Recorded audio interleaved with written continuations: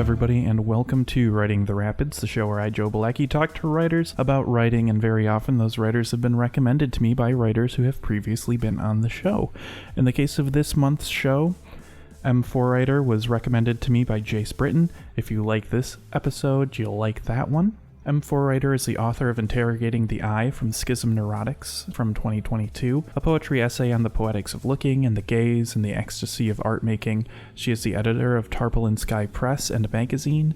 Her poetry has been published in several magazines, including the journal Petra, the Action Blog, Impossible Task, Deluge, and Witchcraft magazine. She really likes Nirvana, werewolves, and medieval art. I'll also note that, and we talk about it more in the episode proper, we were both in my studio sitting on the ground, each with our own microphone, and the XLR cable that I had for her was not great, and so there's some buzzing that couldn't get taken out for one reason or another, and hopefully that's not too bad because I think the discussion is worth it. If you would like to help out the show financially, you can do so in a couple of different ways. Patreon.com/NoisemakerJoe. For just $2 a month, you can get these episodes a couple days before everybody else. You could toss me some money at paypal.me/NoisemakerJoe, or you can buy my book. It's called Tired. It's on Amazon. I think it's pretty good. Maybe you will too. Beyond that, if you just want to post about the show, rate the show wherever you listen to the show, and so on and so forth.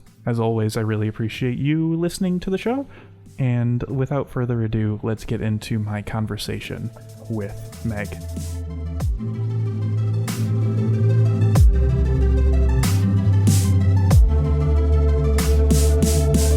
This is going to be weird. Yeah. Because for two reasons. One, you're like 6 feet from me. We put a safe COVID distance between us. We are in the same room. You have come all the way from Chicago to Grand Rapids to hang out with me and my wife and my daughter, and your husband is here because we were going to go to the West Michigan Halloween Expo. We sure were. How did that go? It didn't. We rocked up to an empty parking lot. It was glorious. We sure did. And I'm still waiting for an email back from the ticket place to let me know about a refund. Yeah, we got hardcore grifted. It was actually really funny. I'm glad that you had a sense of humor about it because I was teetering on the edge of being very embarrassed and quite angry. No. I had to blast Monster Mash for us. You did? Yeah. It was great. We had a good time. And we were all full of waffles, so we were pretty happy. Shout out to Social Misfits. Yeah. So the other thing too, the other like weird reason why this podcast is going to feel weird is because we know each other, and I would say our friends. Mm-hmm. Normally this podcast is like the first time I'm talking to somebody. Right. Like aside from some emails, some people I have on because they interact with me on Twitter. Mm-hmm. Or not because, but you know, feel more comfortable asking them to come on the show because they like a lot of my tweets or whatever. And that's going away. Yep. I'm barely on Twitter anymore. Follow me on Bluesky. I tweet or I post skeet. I skeet about. So gross. I think we need to not call it skeeting. I think if we stick to calling it posting, we're gonna not be so attached to the platform. So if it starts getting weird, it'll be easier to let it go. It's like how you don't name the chicken that you're gonna have for dinner. Yeah. Unless you name it after the dish you're having. Come here, curried. Yeah. You. Yep. Yeah. So, that is all just to say that this episode might just be different. Yeah. But I still intend to talk to you about poetry. That's largely what we talk about. It is largely what we talk about. Poetry and esotericism. And writing and art and yeah. It's all the same. Yeah. Same thing. So I think the first thing of yours I read was Interrogating the Eye, which I really enjoyed. It was a really fun moment reading it because I was reading it basically right before the Zoom reading. Oh, last July. Yeah. Yes. We had a big launch Zoom. And that was really cool. It was really fun, wasn't it? It was really cool. Yeah. Kind of shaky start because we couldn't figure out the program we were using. Mm-hmm. But we had a bunch of very dear friends and amazing poets and artists read with me. Not as openers, but as I just wanted to party with my friends. Yeah. So, yeah, it was really cool. You can probably hold the microphone a little bit closer to your face. Better? That's better. Okay. Yeah. Yeah, that was really cool. It was nice to hear Olivia read again. Yeah. I think when I had her on, she was just kind of starting to try out the like vocal affectation sort of thing. What do you mean that vocal she was doing affectation? I listened to that episode. I think she mentioned it. I think I kept it in the recording that she was just trying to do a sort of like a voice, like a character. Oh, yes. Yeah. Okay. And yeah, that was really cool. It was a fun moment because we had already been in the Discord and the group chat together, and we had been talking about writing together. And I think that was just like the first, kind of substantial piece of writing of yours that I had read, and it was just very nice to be like, oh, I get to be in community with somebody who's doing something that I really admire. Oh, thank you. And it was very exciting to read. Really? In that way. Yeah. Oh, okay. There's a sort of like a, not necessarily like a book objectness to it, but there is an attention to like, what words are on what page. Yeah.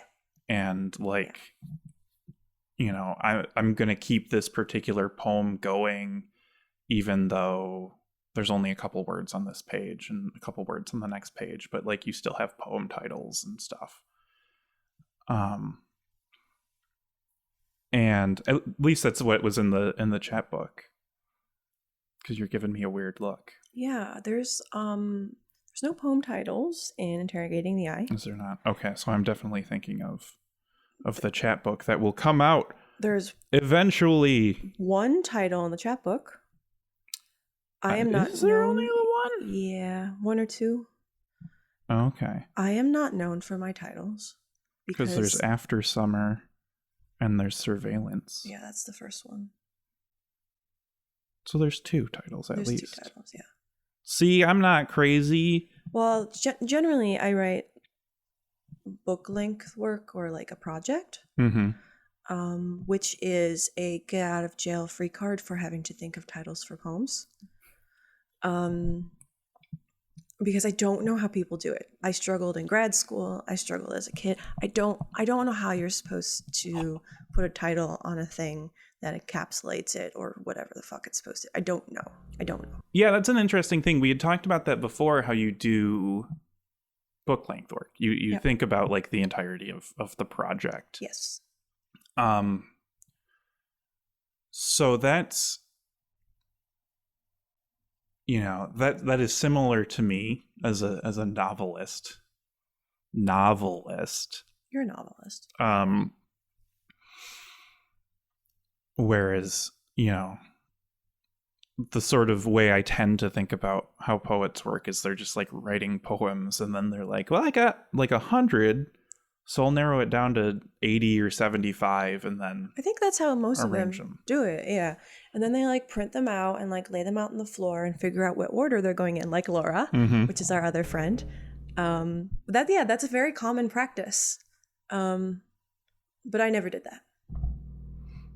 Yeah.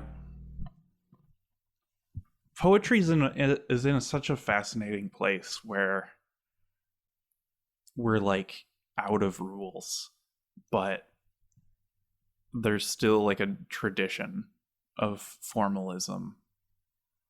Like the shape of a poem? Yeah.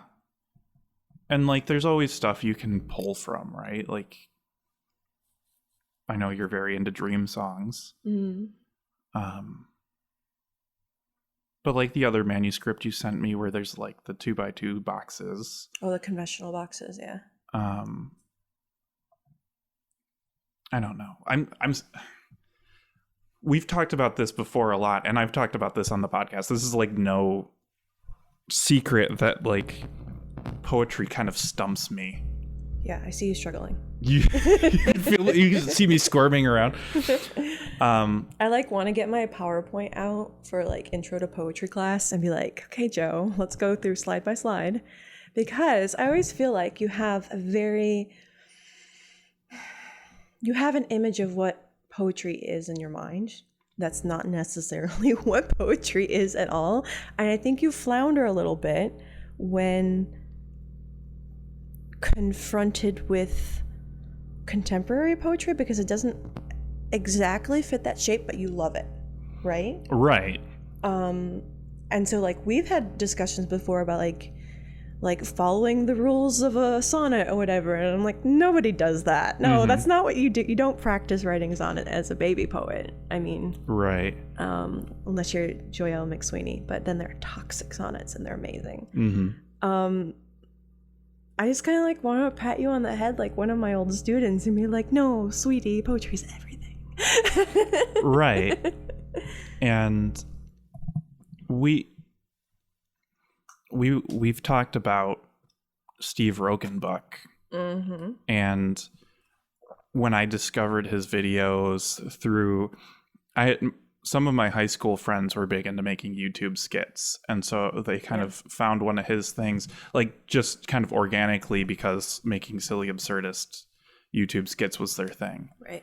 And I got into his videos, and I really loved his assertions that like, if the person what makes it calls it a poem, then it's a poem. I like that. I like that freedom. I'm not super interested in the discussions, like the pseudo philosophical, like, is noise music sort of discussions, or like no, and I don't think most arguments poets, over genre, stuff like that. Yeah, and I don't think most poets are interested in those discussions either. I think more, especially with the crew that we hang out around with, experimental writers in general. I think it's more about, what are you trying to evoke? Right. So I think of like the best definition that I can give myself and give former students was poetry is an experience. Right? Whereas a novel is a story, right? Poetry is an experience. And that experience can be a moment of time. It can be something stands still. It can be a smell. It can be a thought or a feeling. Whereas a story has to have time. Poem doesn't have to have time. But it has to be something that is, by necessity, the opposite of anesthesia, right? And enlivens you in some way. And I don't mean all poetry is beautiful or awakens the spirit, whatever. Because some poems feel very bad, right? Right. But the idea of awakening. Yeah. So Emily Dickinson said, it's a poem if she feels the top of her head being cut off, right? Percy Bysshe Shelley said that poetry is a sword of lightning. Those are kind of more the definitions I go with. Yeah. Yeah, I like that definition. I think I would disagree with you that I have an image in my head of like what a poem is. I think that's where I flounder, because I don't have anything, because I haven't ever studied poetry, right? Like I don't have a basis for like, or at least when I did study poetry in college, like when it was just part of classes, it was never a poetry class, but it was just sort of like... You can ignore everything that they said. Well, I enjoyed my professor. Okay. And he is a poet, and I enjoy his poetry. All right. That's different. Amora Kiwi, shout out to you. I know you don't listen to the podcast, and that's okay. And now it would be really embarrassing if you did listen to the podcast. Don't tell me. Don't tell me if you listen to it or not. Don't be on my Patreon. Everybody else fill in that gap. But don't spiral. Let's keep going. Let's move forward. but it was like he was giving us lots of different examples, right? Because we first encountered it in just Intro to Creative Writing. And then I encountered it again in a sort of like, I can't remember what the class was called, but we covered,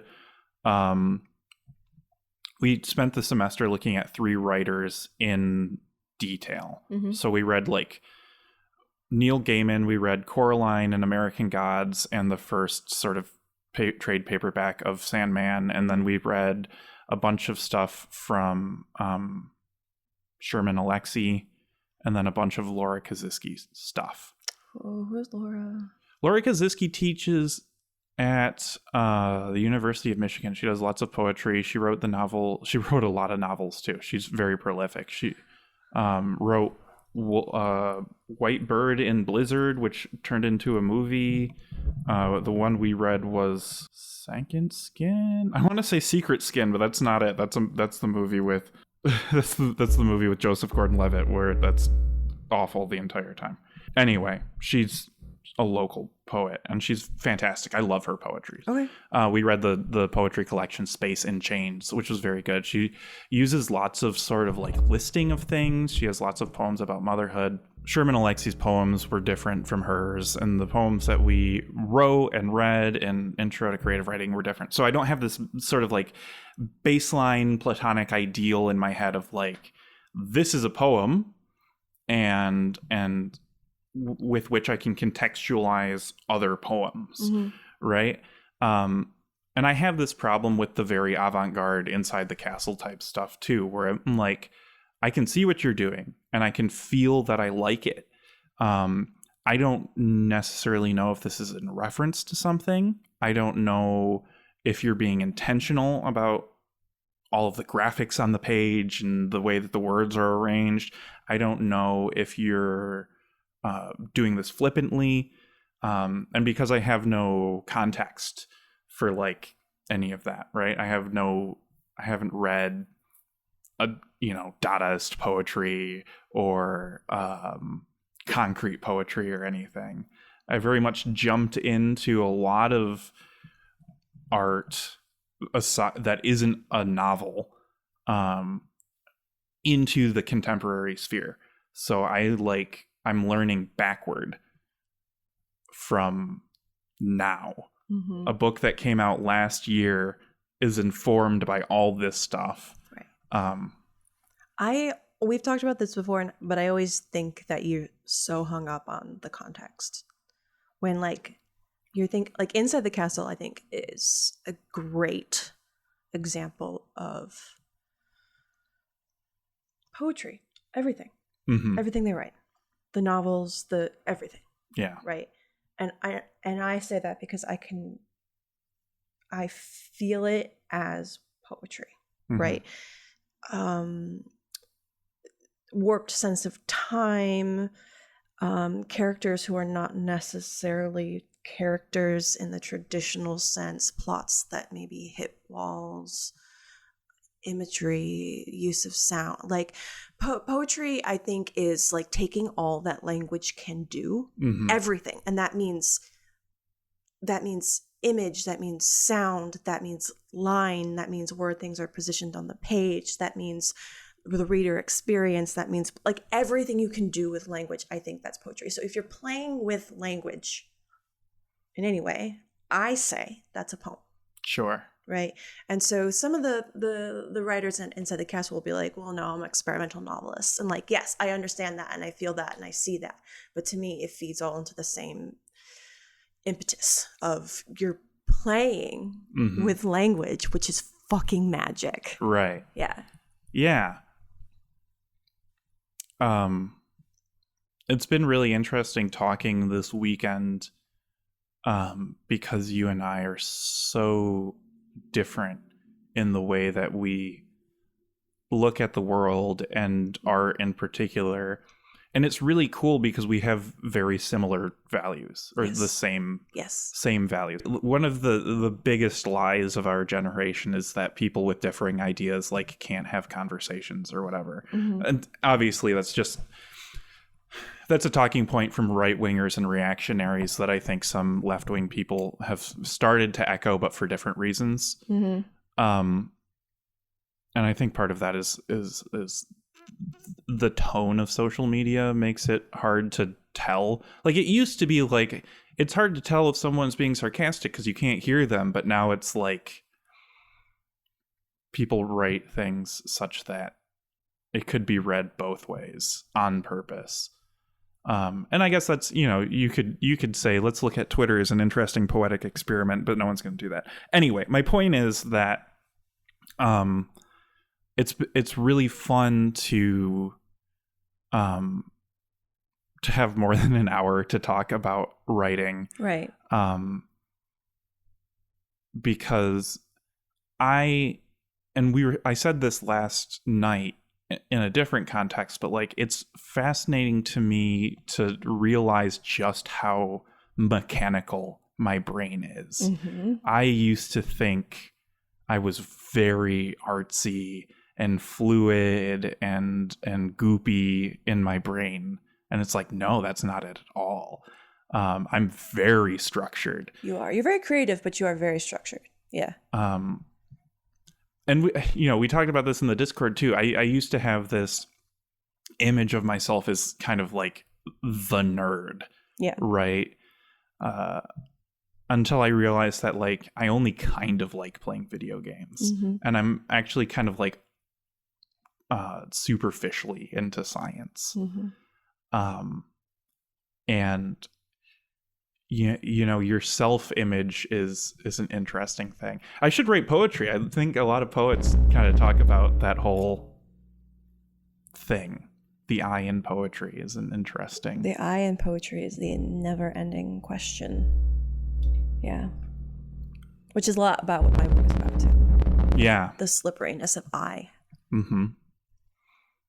I think all my writing, I really appreciate the slipperiness between I as self, I as speaker, you as speaker, you as self. I love all that. Mm-hmm. Yeah. Talk about that more.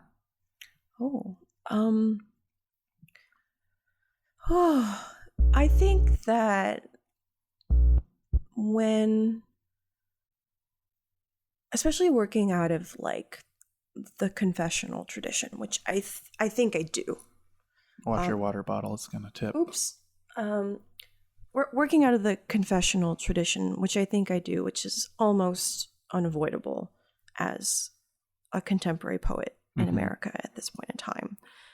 But also having a great love and affinity for not only John Berryman, who is my first poetry love, but Plath and Sexton. That you're always wrestling with the self in some way. But reading those poets, it's also necessary to understand from the beginning that the self is a construct, especially the self on the page. Yeah. Right? It's not you. And so when poets talk about the speaker, that's what they mean. It's not, we use I all the time. And I think that's why we get a lot of the mainstream contemporary ideas of like, oh, poetry is just for sad emos or whatever. Mm-hmm. It's because we use that I to investigate emotions or experiences, but it doesn't necessarily mean the I is you. But the I is also you because it's I. Mm-hmm. Right. But I also like playing with the idea of second person, which you have a whole book written in the second person as well called Maze, mm-hmm. Which I think we're playing with similar things. I think so. The slippage between separate bodies mm-hmm. and how they come together, but also the mechanics of grammar, right? So you as the self, you move through the room, you pick up your socks as a way to garner almost like a professional distance mm-hmm. on the self and the self's actions, the self's emotions, that sometimes feel, at least for me, too unwieldy and messy for the eye. Maybe it's coping mechanism. Maybe that's better. Better word for it. Maybe I need to go talk to my doctor a little bit more. Yeah, I think there's something to that too, because I'll slip into third person if I start getting too personal in a poem. Right, yeah. Whereas my eyes are a lot more dealing, I think, with like universals. Interesting. Interesting. Like the two poems Like Walt Whitman that I've recently shared. Maybe I don't think I've ever read Walt Whitman. I think you would enjoy Song of Myself. Probably. It has really long lines. You would like it. But yeah, like the two poems that I've most recently shared with you, the one about like the trucker and the ghost, and then the other one that's in third person, right? The one that's in third person is very, I don't know, internal, very like specific to feelings about myself, whereas the other one it's a story poem. And it's just kind of, it's dealing with America a little bit and a narrative poem, solitude and yeah, mythologizing of the personal experience. I think also that sort of coding, right? And maybe that you're using the third person as a type of coding is really common in like baby poets, right? So when we're first learning and our American conception of poetry is the confessional, and you have all these goopy teenage feelings, and you code them with symbolism and you know, different tenses or whatever, and so they become almost impenetrable, right? And I think there is something wonderful about that. The obscure and the personal dictionary, the personal vocabulary, and the personal symbology. Laura says she doesn't like poems to be purposefully obscure, but I think I might. I think I might like it. And so I think that's kind of like what we're talking too about, like switching tenses, switching point of views, is that kind of hiding. And I think the best work I've ever done is when you very radically, very purposefully don't do those things. When you very purposefully don't hide.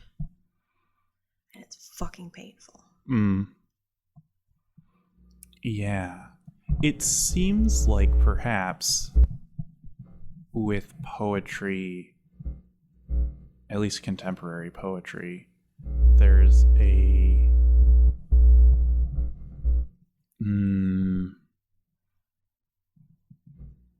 like it works best when at least initially it's like only the subconscious coming through. Wait, say it again. Oh, can I? Poetry only works best when the subconscious is coming through? Yeah, when it's like only the subconscious and then like the consciousness edits it.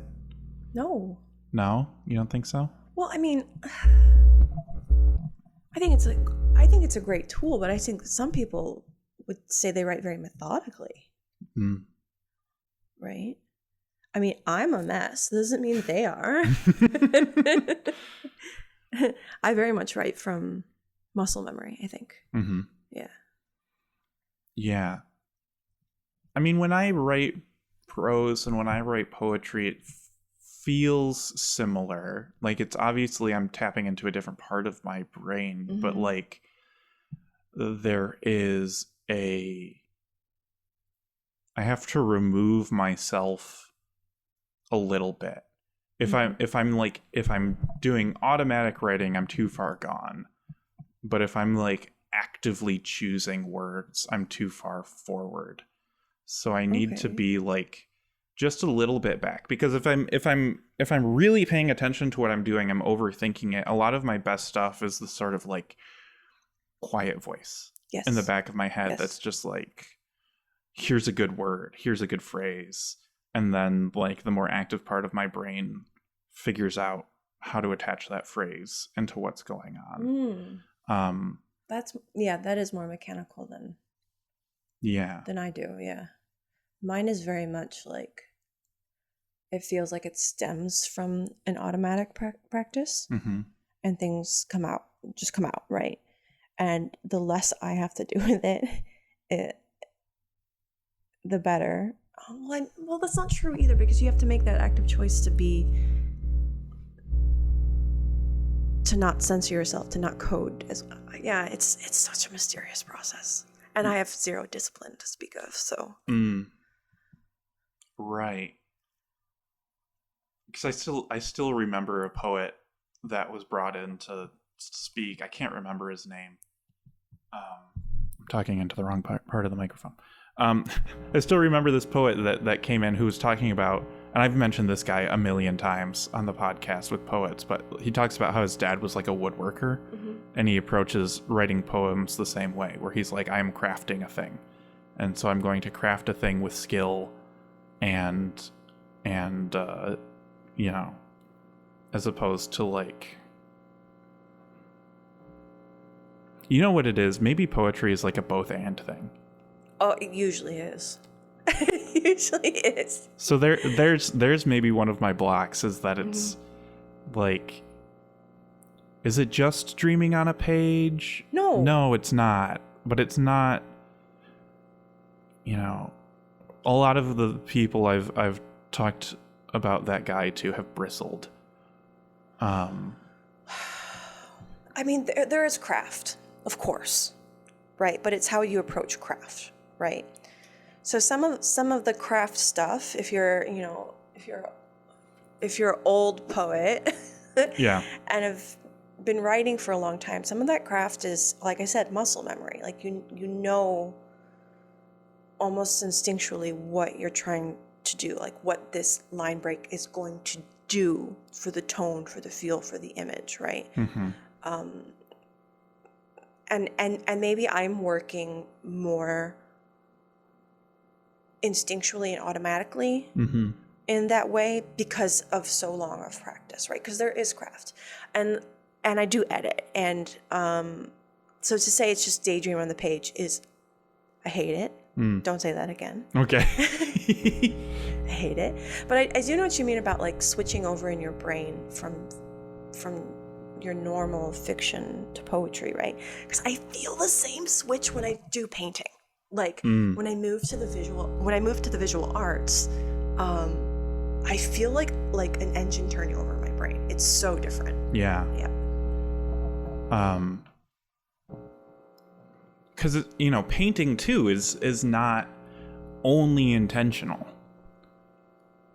but it is very different. You have to sit with it for a lot longer.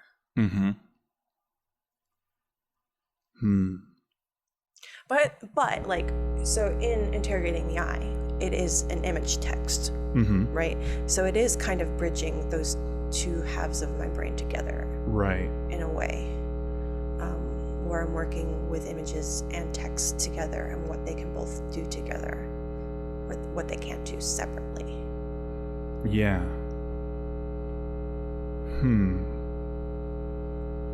It's so, like, I don't think it'll ever become easier. And I think that's part of why it's so exciting to me to read poems.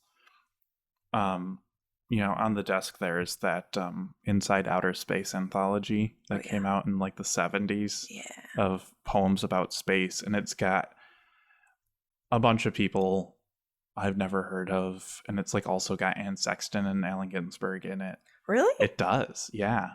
Okay. And so I started fairly soon, just whenever I read a poem that I liked, writing down the name of the poet. So like I will finally have a sort of intentional place to go next. But it's so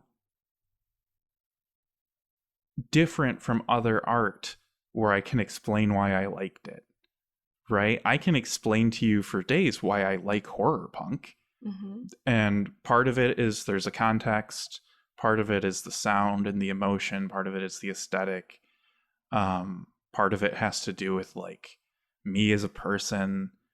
And, you know, I have a hard time kind of retaining the words in a poem after I read it. What like, do you mean retaining?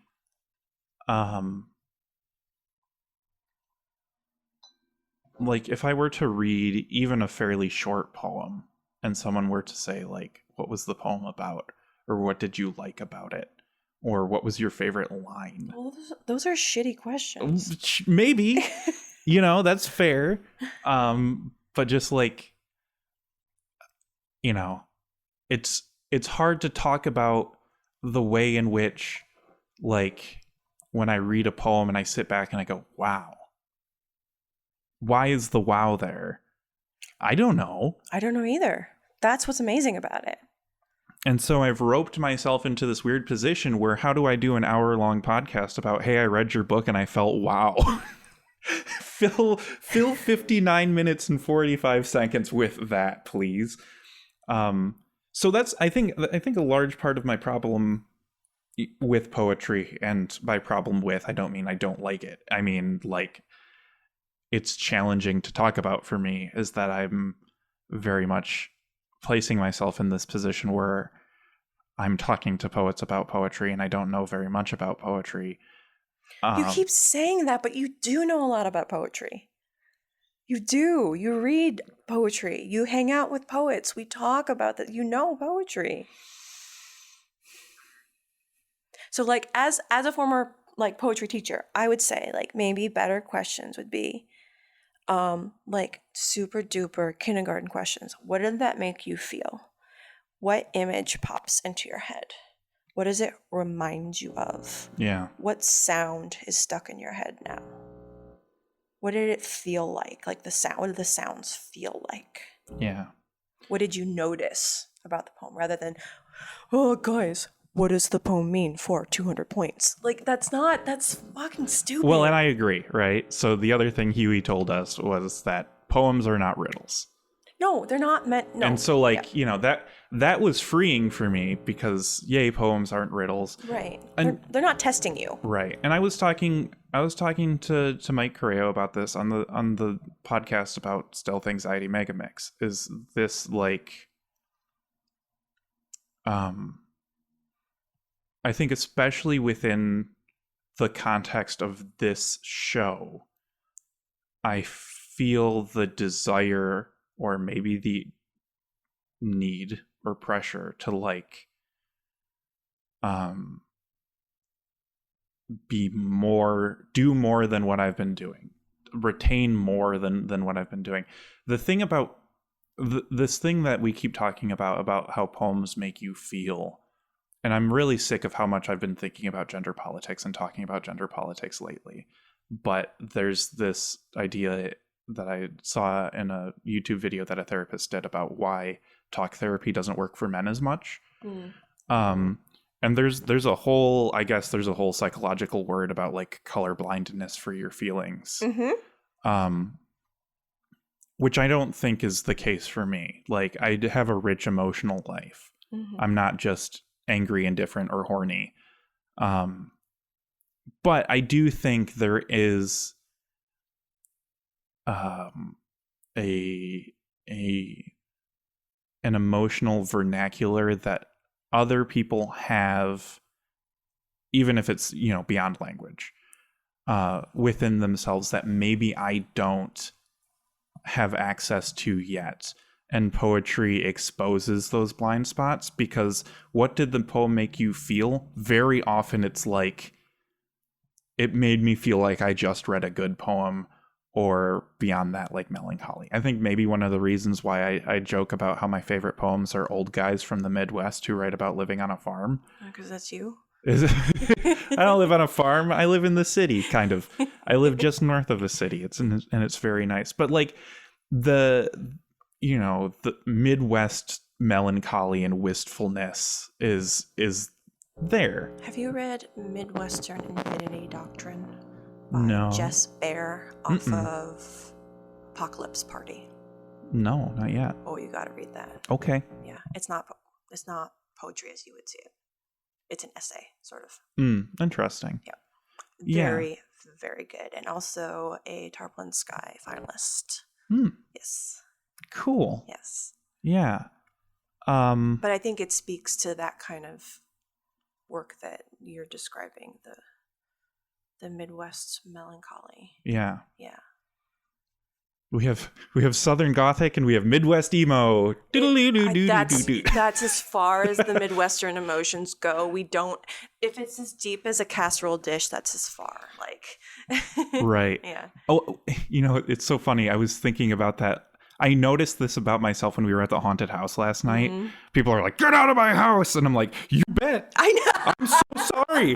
I'm so sorry. I'm here. How rude of me. Guy hops out of a refrigerator and starts screaming, "Get out of here!" And I'm like, "You're the rational one here. Why am I here?" I think that was the most upsetting part of the haunted house for you. Yeah, it was like, "Yeah, do you want to be the freak in my freak show?" And I'm like, maybe I should just say yes. Like, I came in here. He introduced me to all his friends. I should just get in the cage, right? Yep. Yeah, that was. Yep. I did. When we got to that part of the haunted house, I did think one of us idiots is going to have to get in there because we're too polite. Yeah.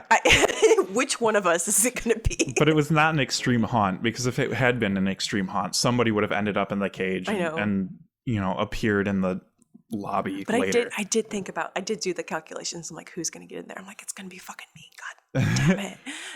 Well, and we talked about this too on the way home, that like I buy into the experience. And so I'm like, I'm also empathetic of people in the service industry. Yes. And haunt actors are in the service industry. Yes. There's no difference between a haunt actor screaming at me and the waitress taking my order. They are the same person to me in my brain.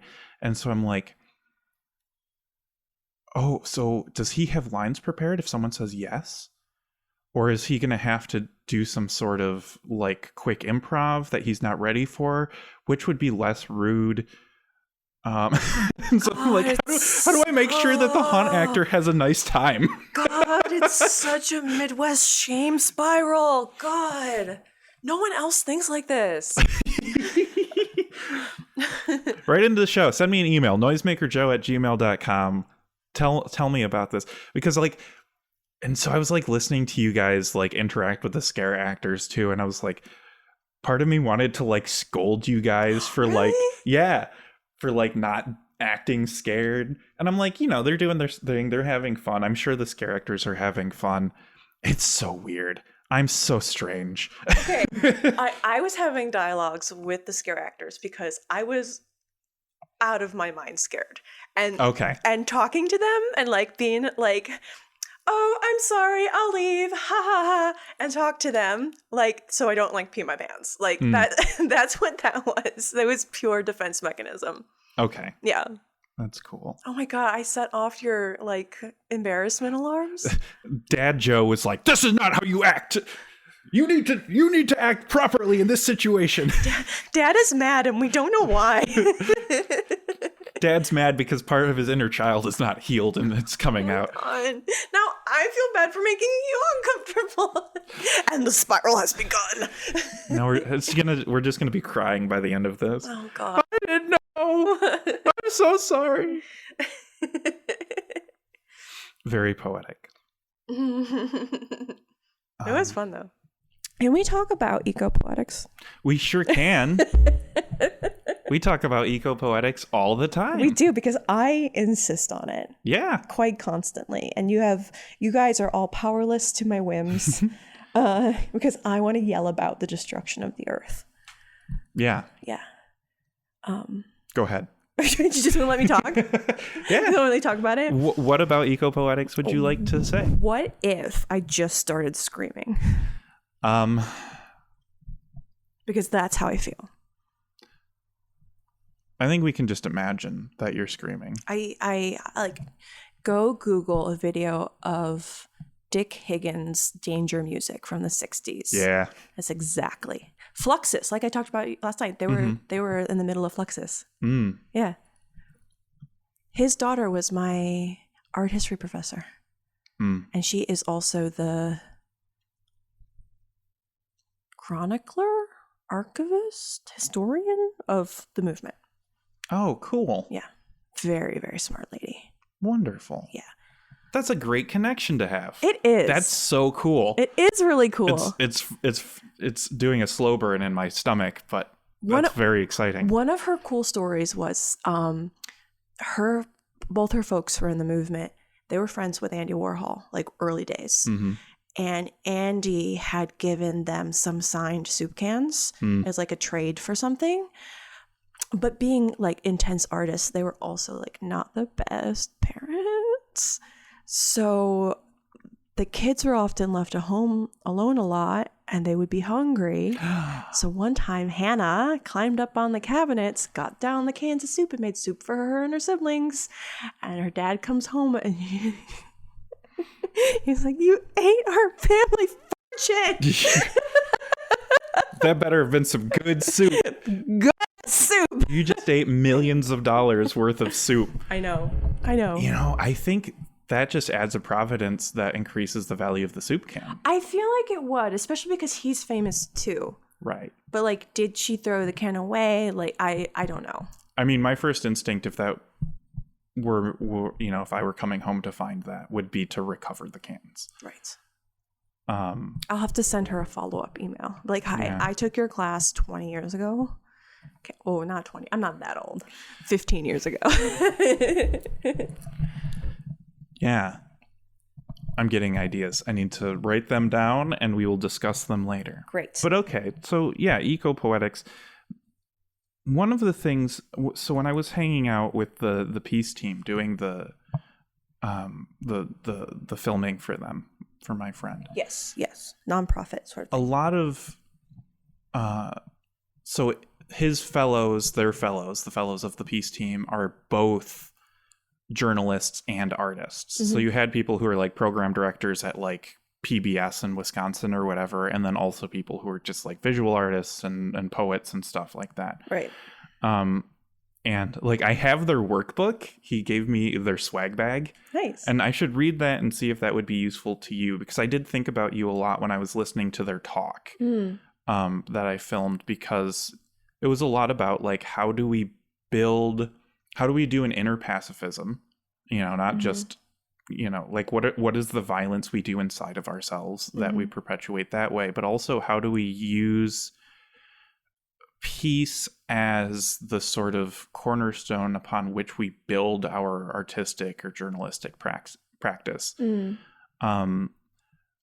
That I thought from an eco-poetic standpoint could be interesting and useful, because our meeting was, you know, predicated upon this series of readings that we did that was about like, how do you make art right now? Right. Is it useful? Is it even moral and ethical to waste your time writing poems in your room? Yeah, and when we say right now, we mean in this very moment at the end of late capitalism in the Anthropocene. You're right. Yes. And I think you and I had and maybe still have kind of very different ideas about answers to those questions. I think you're an optimist. You know, I don't want you to think that. Why? Because I don't feel like an optimist. Yeah, but you like love the world and shit. I have so many.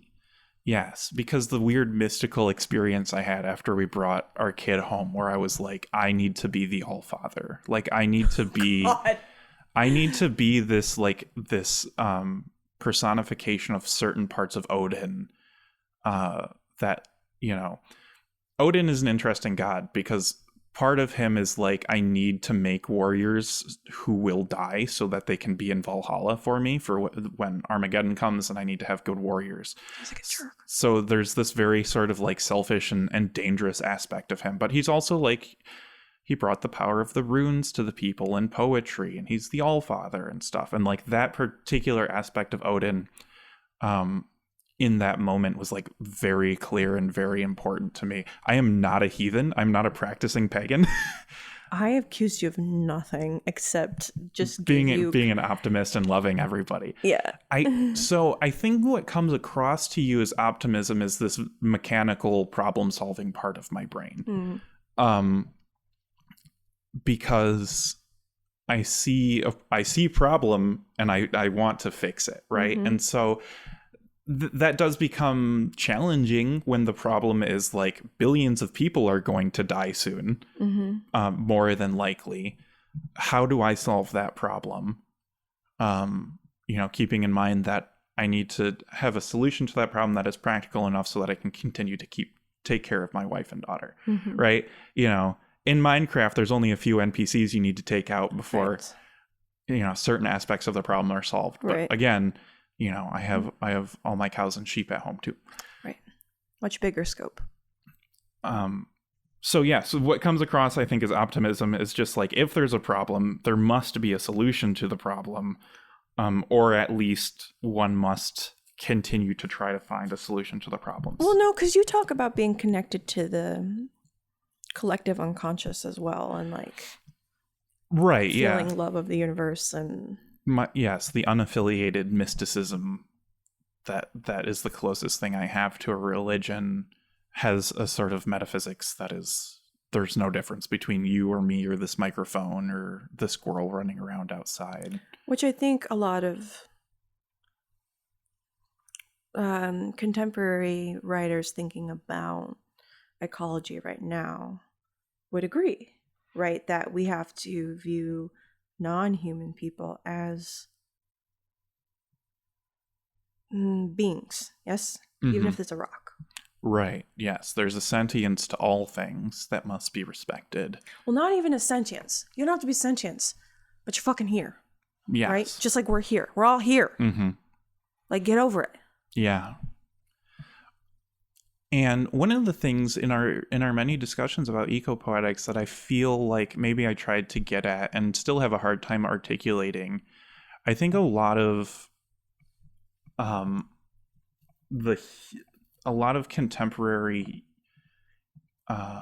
talks about ecology, perhaps not eco-poetics, But ecology. but because we led with the necro-pastoral. We did. Which I think is kind of in line with what I wanted to try to continue to get across, where it's like, I don't necessarily see like veganism as an ethical solution. No. I think nature to exist involves destruction, and we as humans will continue to partake in that. Well, it's just I do like you see that said. we're doing it too much. Right. Well, it's just like you said about it's the system that's the problem. Right. Right. Yeah. You shouldn't be mass farming chickens. Right. Yeah. No. We as Americans eat too much meat. You do not need meat for every meal. You don't even necessarily probably need meat even every day. No.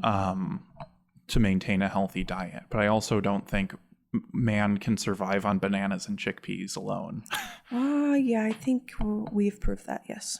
If you eat 300 bananas in one sitting, it will register your body as radioactive. Oh, that's right. I always forget about that.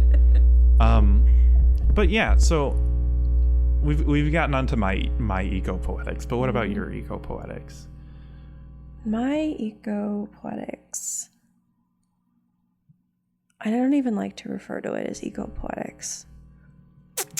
My writing about ecology, about the Anthropocene, is very heavily influenced by the necropastoral, because it's the only tool I've found that is useful so far to do anything. And I have been reading and writing and thinking about ecology, about climate change, about the Anthropocene, about late stage capitalism for almost 5 years now. And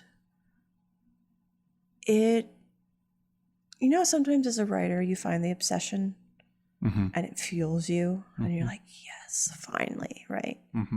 And you can live in it and be in it. This one is more so, it's not thrilling like obsessions can be, right? No. Or feel like it's opening doors of perception or whatever. Yeah. It is constant pain. It's constant pain, because I did write some really beautiful stuff, but the crux of the problem is, what's the fucking point, right?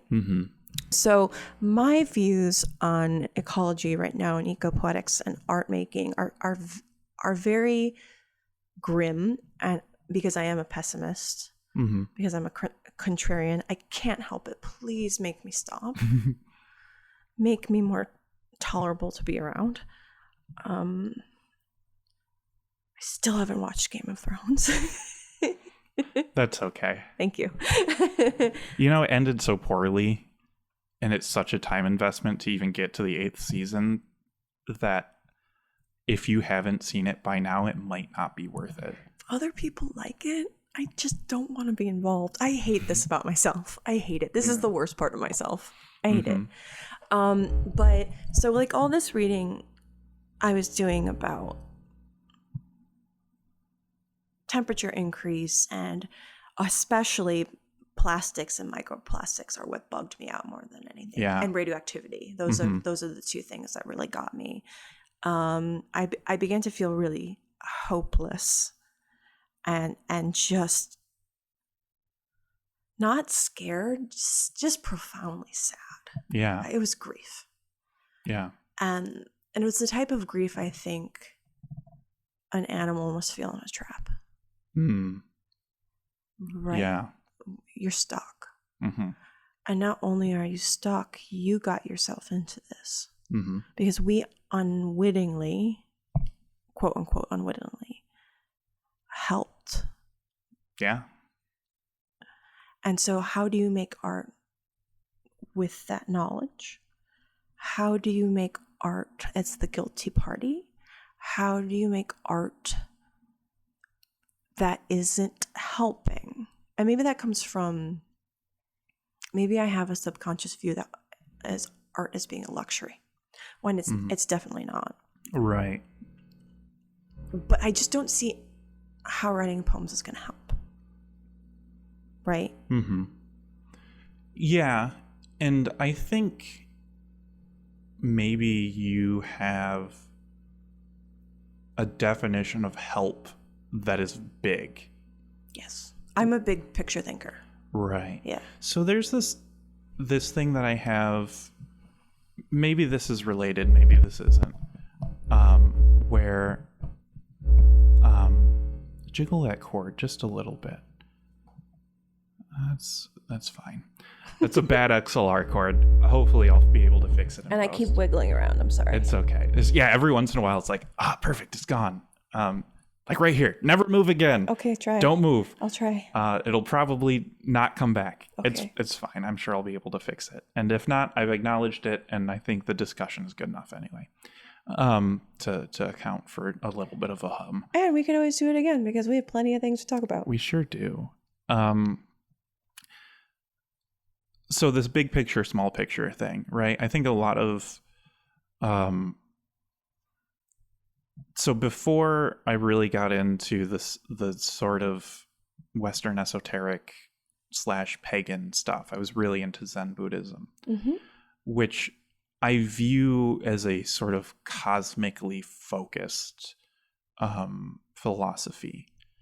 I don't like to do like I always fear when I do like there's no difference between you and me in that chair and that squirrel outside, because people are like, yeah, we're all made out of atoms. And I think that what I mean and what I feel goes deeper than that. It's reductive. Like, yeah, we are all atoms. And you know what? Yeah, we're more empty space than atoms too. There's no practicality to that.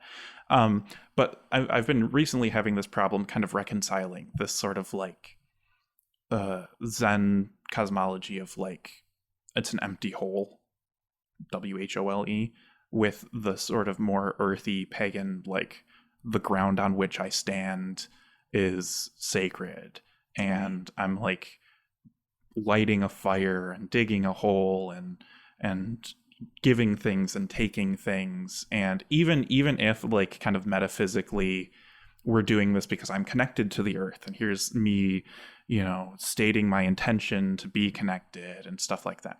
But like there's this like cosmic versus earthy. And I think that with regard to ecology, there's something like that too, where it's, macro versus micro. Well, I think that's like kind of the human trap of thinking that nature is outside of ourselves, right? Creating different spheres. So you don't think nature is outside yourself, but there is a separation of some kind, right? Right. And so anyway, I think even like your idea of help is kind of like you're thinking about it in the sort of like cosmic way. And maybe obviously not cosmically, but you're thinking about it on like a global scale. How can a poem cannot take a ring of, you know, a plastic beer can ring off of the neck of a turtle? Yeah, so why am I bothering? And yeah, right. And there's this. But also, if I did that, right, alleviate one turtle's suffering, what does that mean? What does that do? Right. You have one happier turtle. And, you know, the fabric of nature is so complex beyond what I'm sure even learned ecologists mean. Right. It's like the utilitarian point system of like, was that turtle an invasive species? Was that turtle an egg-laying female, or was it a male? Does that turtle have a parasite that is now going to go on to be able to breed and infect other things? And blah blah blah blah blah blah blah blah blah. Right? And we have also talked about the sort of utilitarian trap of like, I can't leave my house because what if I step on a bug when I go outside? Right. And so I think that writing poetry does help. I think that anything you do that is good does help. How is poetry good? It makes me happy. It doesn't make me happy. You're the one with the MFA in poetry here. Yeah, well, we all make bad choices. So because of like the eternal, infinite interconnectedness stuff that I feel, right? There's a joke tweet that maybe I've tweeted it, but I feel like I've always been too afraid to tweet it out. It's like, some of you don't understand how every action you do will ripple out across billions of people for the rest of time. And honestly, it shows. Yeah. Right? Yeah. And so like, there is the sort of immediate practicality of planting a tree versus the ambient practicality of being kind to someone. And also, this is the stupid argument that anti-abortion people use, right? Like, how did the person you aborted could have cured cancer? And it's like, yeah, we could have cured cancer 30 years ago if there wasn't a vested interest in people having cancer. Right. Right. So I don't want to sound like I'm necessarily making that argument.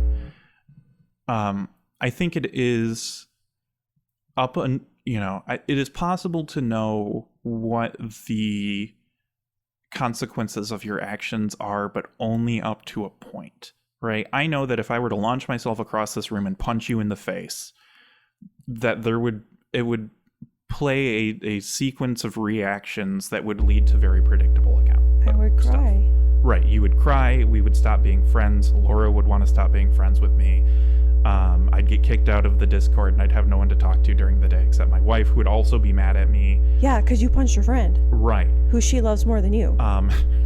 Clearly. So... Wait, are we talking about divorce now? Dude. I don't know if it... Don't punch your friends. Right. But what I don't know is 10 years down the road, does that experience cause you to write a very important work of poetry that wins you the Nobel Prize, that changes the lives of thousands of people who read it?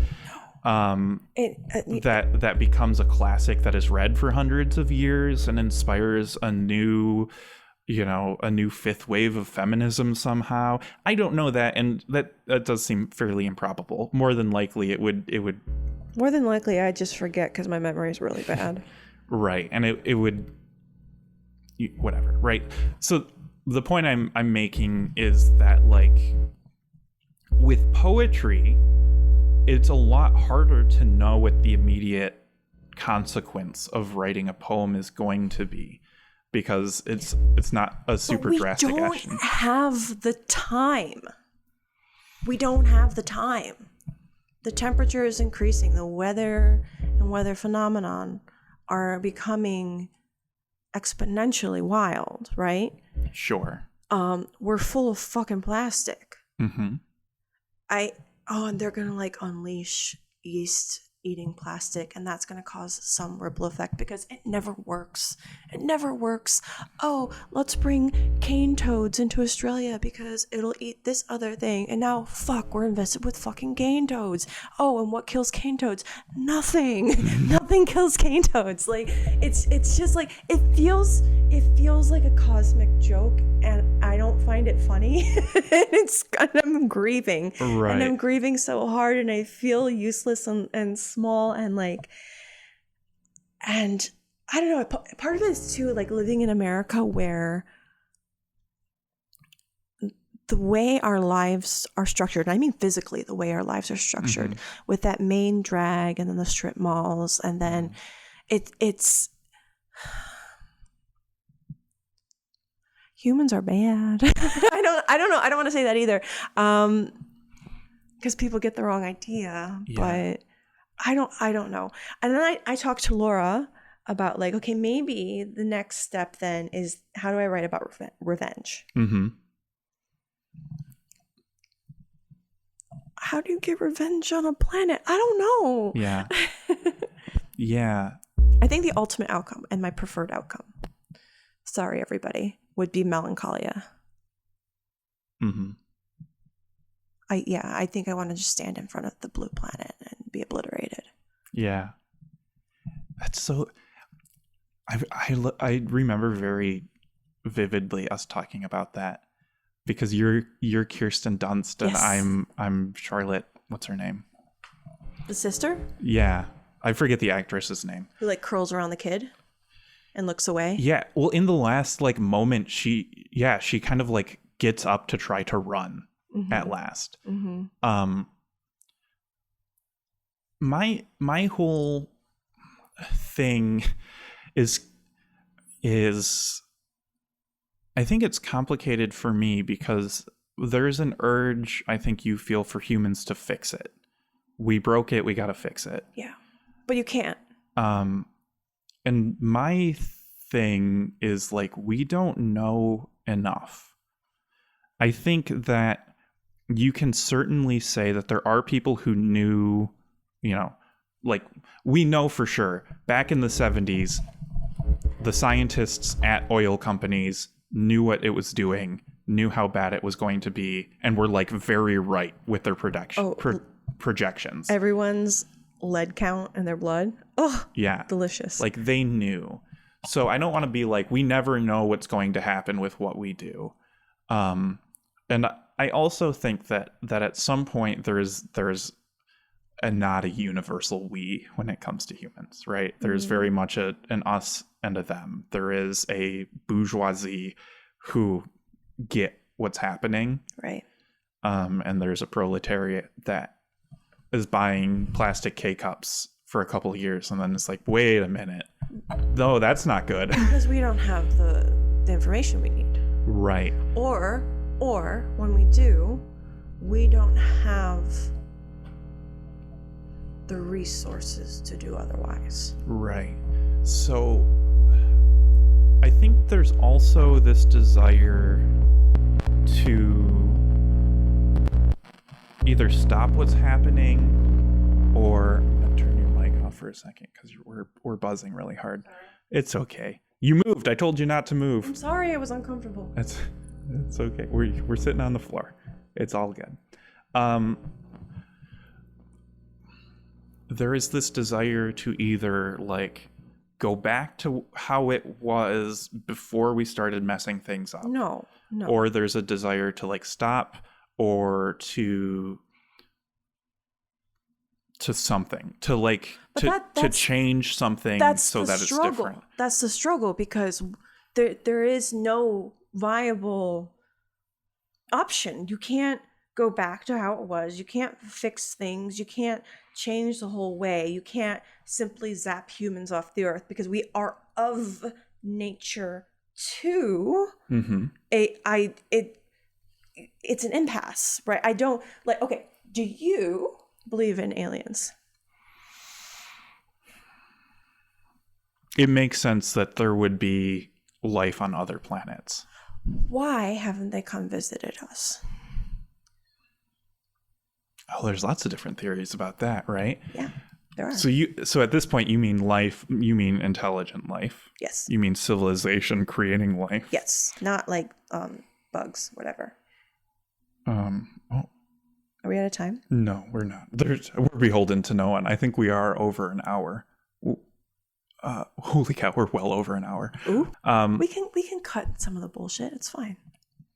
Well, we can solve climate, and then we can be done. Okay, let's solve the climate. I don't know why. I think space is very, very, very big, and I think that faster than light travel is too big of a problem to solve. What about the great filter theory? I don't know that one. Oh, is that the any civilization that could get to the point of traveling that far will probably just destroy itself first? Yeah. I mean, maybe. I think I guess that's possible. So I guess maybe the answer is both. Are you concerned about the survival of humans, or are you concerned about the survival of life on Earth? Full stop. I'm concerned about the ineptitude of the concept of justice. Oh. Well, yeah. Yeah. Yeah. Mm-hmm. I'm trying to decide how to phrase what I'm gonna say next. So I wrote a few years ago an essay called Ars Necrotica, and it's about these issues, right? And I talk about the pollution of the south east side of Chicago, which is the former home of steel mills and also a landfill and a Superfund site, as well as the Chernobyl exclusion zone, but also the death of a young girl in Baltimore. And this young girl was called Heyman Lee, who had the first series of Serial was about her. And that whole sensationalized death thing, right? And so thinking about that and thinking about the necropastoral, I kept going back to, what does justice mean to Heyman Lee? Not to her family, not to her community. What does it mean to her? Yeah.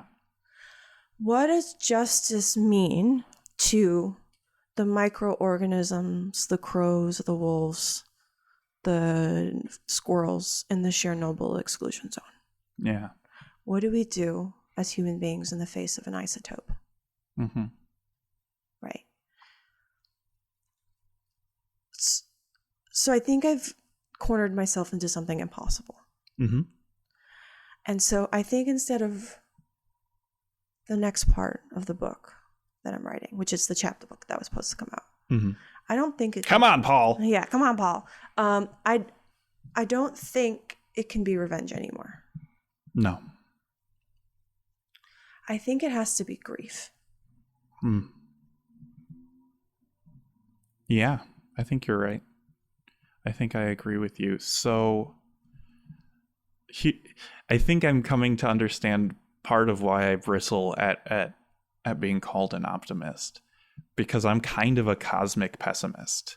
I'm at least very enchanted by the idea of, and enchanted not in a good way, but just I'm sort of like enticed by the philosophical idea of cosmic pessimism, of like, universe is a cold place. It's a giant sort of accident consciousness. The brain must be seen as a sort of parasite. Yes. Sort of thing. Yes. You need Eugene Thacker's. I have In the Dust of the Planet downstairs. Part 1. I do, yeah. Yeah, you need to read all of them. They're very good. I sure do. I need to reread the first one. I was not ready for it. Oh God, no! I have to reread it too. It is dense. Yeah, it's really hard. Yeah. I think we need to read the biography of Nietzsche that Laura gave us first, and then we need to read. I think so too. Yeah. So so I was kind of getting into all of that, and then I watched a YouTube video by someone who I don't think is on YouTube anymore, talking about active nihilism versus passive nihilism. Passive nihilism is this sort of there's no God, everything sucks, the world's bad, and I'm gonna feel sad about it. And active nihilism is like, great, I am free. There's no God watching, nothing matters. The sun in 1 billion years is going to be so big that the earth will turn into a dry husk. And unless we put all the information we have on a rocket ship and send it away from here, it will be lost eventually. And it's, do you know your great-great-grandparents' names? I didn't think so, sort of thing. And what that means is that I am completely liberated to be as good as possible for its own sake. Yeah. No, I can't stand suffering. No. And so, like, I'm not hung up on this idea of justice because I know it doesn't exist. Right. I also know that things are too complex, is what I was getting at earlier with, like, what would happen if I were to punch you in the face, right? Find out. Let's go. Nope, no thank you. I'm not willing to find out. You want to get in a slap fight? You want to do it now? I don't. I would rather stay friends. But, like, things are so complex that what is justice? Every definition will be wrong once we are able to comprehend more complexity, I think. Yeah, I think the word and the concept is just... Right? Yeah. What you want at a visceral level, I also want. I want the people who are doing bad to be made to feel the bad that they put into the world somehow. I don't want them to feel bad. No, you just want them to stop. No, I don't want punishment. No, I just feel immense grief. I guess I get... Sure, maybe I was back in the revenge mode. You were in revenge mode. It doesn't lead you anywhere. Right. Because who are we beheading? What does it serve? Right. Am I beheading badgers? I mean, I Right. Yeah, so I think grief is a good place to be for now. I think you the royal you is going to want to not stay there. But I find that I do feel grief on both that sort of like global and local level really hard, especially since having a kid. I hate the trope of like everything changes when you have a kid, but man, oh man, you spawned and now you have the consequences. Does the idea of, an animal in a trap make my stomach hurt? And so, like, but again, because I'm problem solving boy over here, every sort of, there is no endpoint to anything. So that, like, thing makes me feel way, how do I act in response to thing making me feel way? Right? I like that. And so, like, it's not even necessarily always, like, the most utilitarian thing. I think about, things Katie told me from the new Jim Crow when she read it. Things about executions and stuff, and it makes me feel so bad. Yeah. It makes me feel so heartbroken. Yeah. So instead of sitting around feeling sad about that, I go find my daughter and I give her a big hug and a kiss. Right. And no, that doesn't do much, right? It makes me feel better. Right. And hopefully it contributes to her growing up into an adult person with the sort of indelible knowledge that she has a father who loves her. Which, yeah, we know. We should all be so lucky. If only. Particularly you women folk, it seems.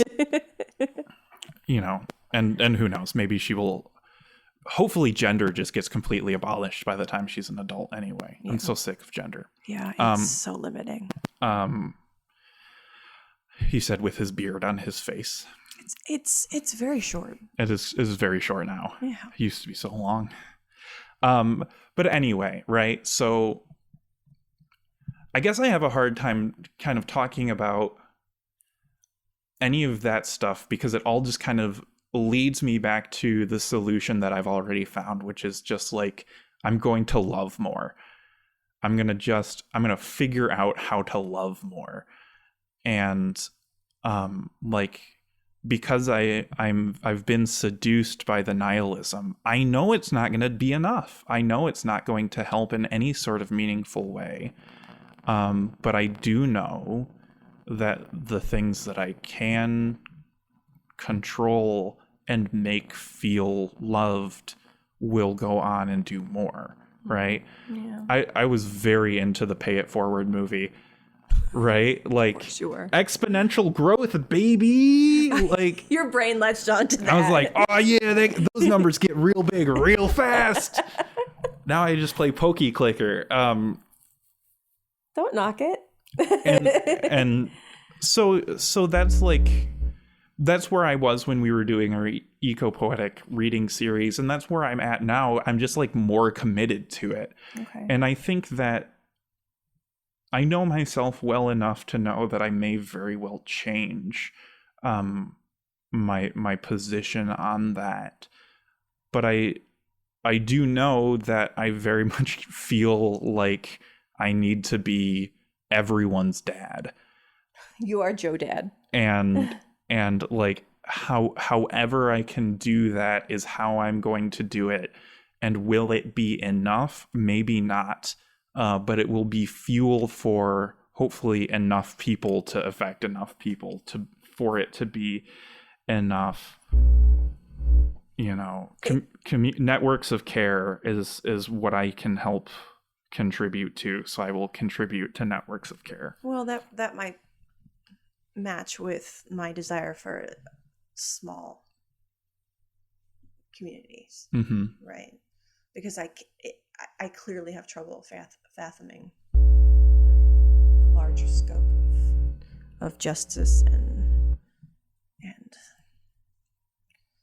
oh goodness, Joe. I was gonna tell you something else to like end this shit, but it's gone. Yeah. Like tears in the rain. Oh, come on. I'm in a glass box of emotion. Did we talk about poetry? Kinda. Yeah. Yeah. We talked about how I am uncomfortable with poetry for a long time. Which is so funny because I'm very uncomfortable with fiction. Yeah. I think that's why our friendship works so well. Yeah. I think we are a very good yin yang, and when it extends out into our partners, even more so. Even color palette wise. I know. What did we do? It's very weird. It's very cosmic. It's a weird mirror. Yeah. Of four people. I like aesthetics too, and like, right? We'll never be able, for people who are outside of this friendship, you will never be able to know just how bizarre it is. Bizarre. Yeah. It's so weird. Yeah. But it works. Yeah. Yeah. Though we do have to do our cave project. Yes, we do. Which I think we could talk about ecopoetics and grief and cosmic ideas and communities of care and being fucking trapped in a cave. Don't go in the cave. I think the cave is a wonderful poetic image for all of that. I really want to go and see if I can order like a big blueprint size map of Mammoth Cave and see if we could play with that. Yeah. Mammoth is good. We gotta watch Hellier. It's supposed to be so good. Yeah. Mammoth Cave is fascinating. I think I'm really fascinated by Krubera. Where's Krubera? It's in the Crimea. Is that the one with the longest pit in the world? It's now like the second. Is that one where the bunch of guys died down there? I'm not one sure. Asshole guy went down there by himself. Yeah, and just kind of chilled in there for a while. Yeah, and then I do remember watching a YouTube video about him. I think we watched the same cave compilations. I think we do. Yeah.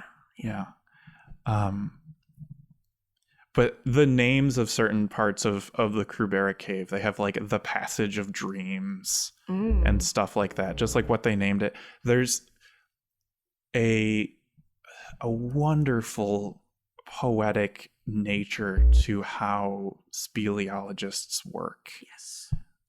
Because they are beguiled by the cave. That I really jive with. And yeah, we need to make our cave book. Oh my God! Yesterday we crawled underneath a bunch of hay bales, and we came out the other side. And we're like, yes, we're cavers now. It was really fascinating. It was. There is that when you make the initial squeeze into that little hay tunnel, there is the primordial, I'm going into a tunnel and I may not come out of the tunnel. I was terrified for like 2 seconds. Yeah. And our partners just sat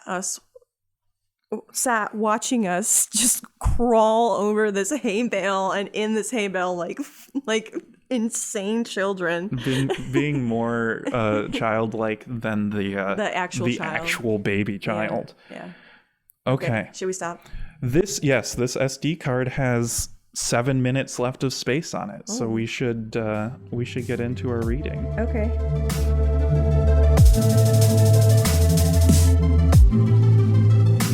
This is from my chat book After Summer, which was written quite literally after I read Johan Göransson's draft for his book Summer, and it's about eco-poetics and shit. Okay.